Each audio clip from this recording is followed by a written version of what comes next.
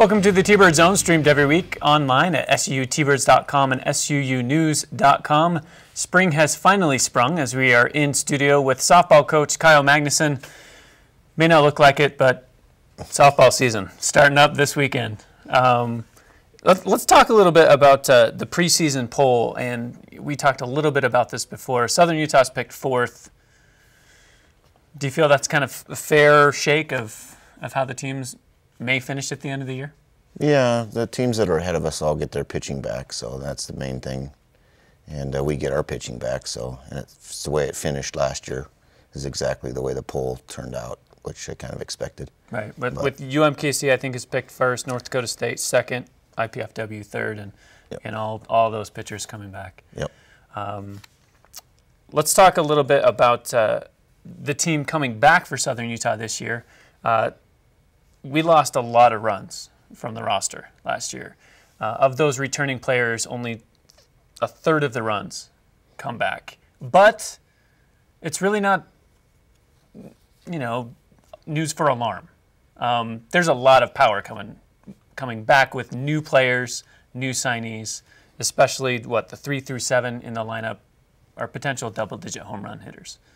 Yeah, we pretty much just have Madison and Haley back, main kids from our lineup that produced last year. And you have some kids coming in, 2 kids from CSI, College of Southern Idaho. Mikhail Griffin hit 48 home runs in 2 years at CSI, so we're looking for big things from her. And then Kelsey Bryant didn't hit as many home runs, but she hit for really high average. So we expect those 2 to come in the middle of our lineup and help, because they'll push those other kids down into the bottom of the order. Well, and it should be noted, Mikhail Griffin, 2-time JUCO All-American.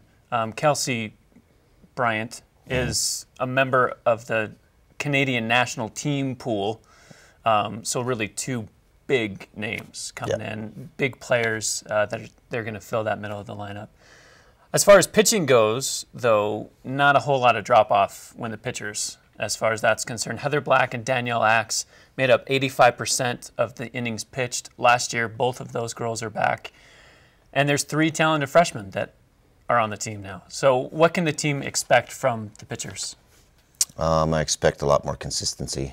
Heather had a year where she came from the junior college ranks and had to figure out, it's a lot better at the Division I level, and you can't throw the ball down the middle. It doesn't matter what person in the order you're facing.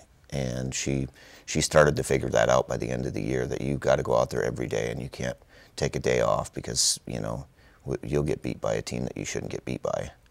And that's the same with Danielle, too. She has a year of pitching because she came from a Division II school, Mesa State, and she's the same way. She had a year of figuring out, okay, I am good enough to play here. I just, need the opportunity.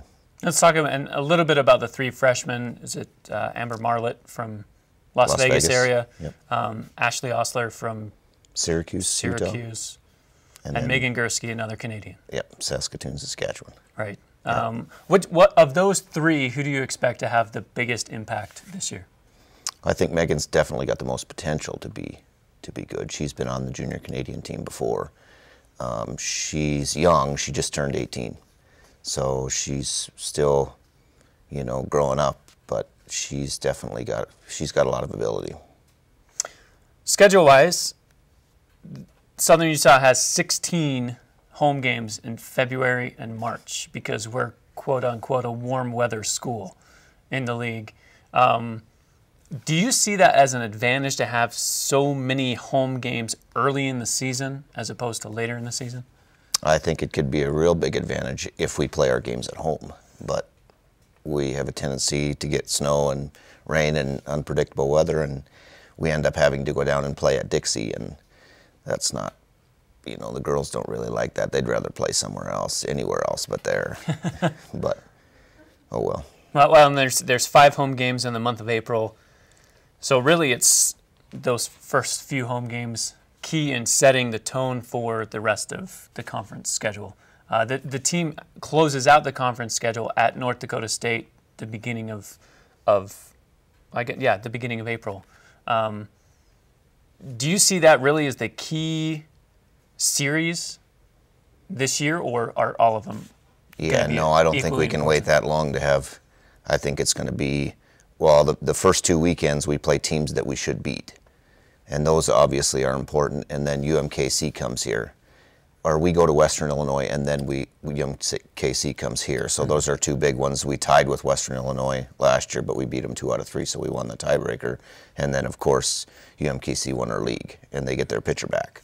So that'll be a tough. You know, we should know where we're at probably within first 4 weeks of the conference schedule. Okay. Let's talk specifically about this weekend. The team is opening up against Utah Valley, and this is kind of a rare thing to open a season at home. Typically, you're off at a tournament somewhere to open the season. So this is kind of a unique opportunity. Even though the games are down in St. George, it's considered a home game. What's the approach to these games? Saturday, if fans head down there, when fans head down there, will they see what, the typical starting lineup, or are there going to be maybe some feeling things out and seeing how things go? Oh, we've got definitely some kids that can play, and quite a few different kids that can play. So there'll be different lineups until we get well into the season. Okay, well, that'll be exciting. Again, those games down at Dixie State Field at 1 o'clock on Saturday, 1 o'clock on Sunday. And we'll have live stats available for those games at SUTBirds.com if you're not able to make it down. Coach, we appreciate you coming in, and good luck this season, and we'll be looking forward to it. Thanks for joining us here in the T-Bird Zone. Again, streamed every week on SUTBirds.com and SUNews.com.